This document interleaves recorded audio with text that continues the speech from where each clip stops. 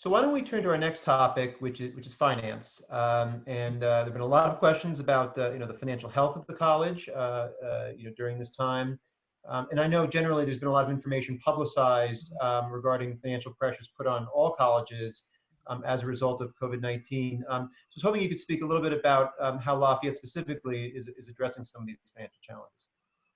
Thank you. Yeah, no, it's a big issue and one that's difficult to grapple with because it involves, understanding something about the complexity of higher education and the way funding normally works at a college or university. And so recognizing that most people don't have much reason to kind of know how it works under normal circumstances, understanding how it works at a moment like this is absolutely a challenge.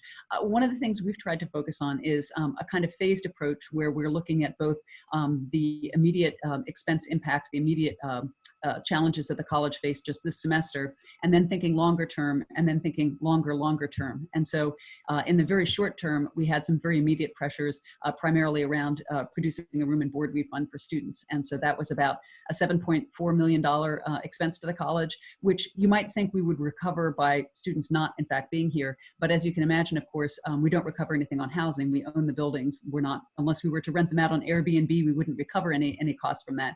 So that is simply simply expense. And in terms of food, actually what's recovered by allowing the dining operations to largely shut down, is not commensurate with what was required to produce a meaningful refund. And so all of that, is sort of immediate. The longer term issue has to do with the impact on the endowment of the current financial markets and the volatility there. And then really the concern about the ways in which enrollment fluctuations might be an impact that we'll feel next fall, potentially next spring as well. One of the things that, is hardest to kind of grapple with is the question of how the uncertainty that we were discussing about what the fall will look like, might impact both the students who have enrolled at Lafayette already and are planning to come in the fall, and also students who are returning, who could conceivably decide to take a gap semester or take time off if they are concerned about what the fall looks like, whether from an educational perspective or a safety perspective. People respond very differently to the same set of circumstances, and so we can't assume that we know exactly how everyone will feel about the arrangements that we put together. And so with that in mind, and also recognizing that many of our students are international students who might have difficulty getting visas to travel back here if they're incoming students, there are a lot of things that that make enrollment a little bit more volatile than it normally would be, and that's a major source of revenue for us. And so really what we're recognizing is there's a challenge in terms of just the immediate cash that was needed for the refunds, and then there's the longer term challenge of over the next 2 to 3 to 4 years, the endowment will be impacted. The way in which we draw on the endowment on a rolling average means that gets kind of spread out over time, which makes it in some ways easier, but means it's a longer term issue. And in a moment, I'll turn to the expert, who is my Vice President for Finance, Roger Demoreski. But I'll sort of conclude these broad remarks by saying one of the things that this reminds us of, and it comes back to financial aid and the affordability part of our strategic direction. It reminds us that figuring out how to pay for college is challenging for families. Figuring out how to run a college like Lafayette on our resources is harder than you might think. Many people wonder, does the endowment just sit there as a rainy day fund that we admire and watch grow? We draw on the endowment every day. It supports a significant part of our operations already.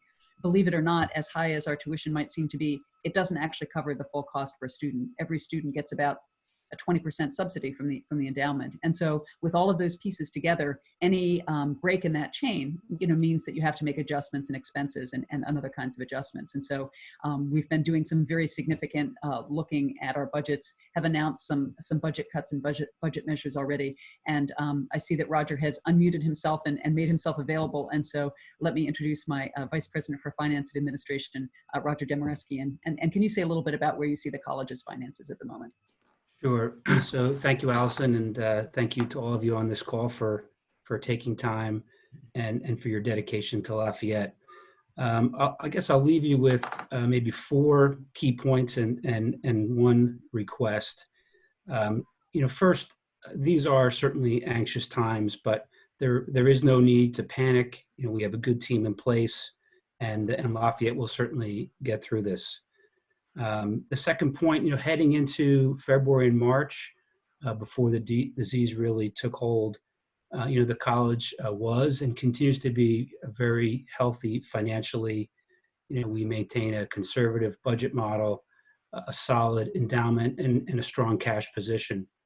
And it's really through the generosity of most, if not all of you on this call and our other donors that have made us this healthy financially. So I want to thank you for that, but that does put us in a good position, maybe slightly better than many years to address, what's in front of us. The third point is there's so much uncertainty and so many variables that our team, working with Allison and Cabinet, we're modeling various scenarios for the fall. As Annette indicated, so much of it is somewhat out of our control. But in most of those scenarios, given the changes to enrollment that we're projecting, it's hard not to come out without some operating budget loss or back to our cash position. And so, as Allison alluded to earlier, we moved pretty quickly when this started to some expense reductions. We know from the events of 2008 that the quicker schools act, the better off they are. And so we moved pretty quickly to do some expense reductions, and most likely we'll have another round of those coming out. We are also evaluating, what options we have to close a budget gap to maintain a positive cash position.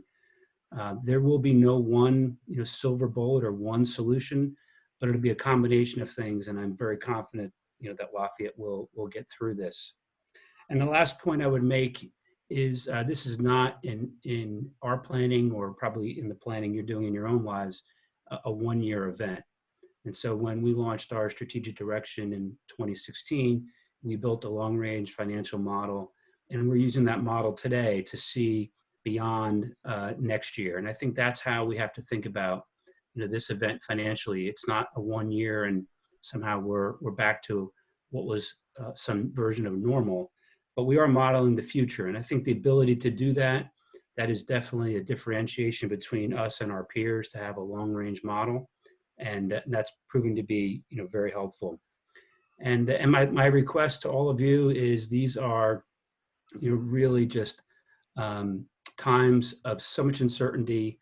I think we are all living history each moment and each day.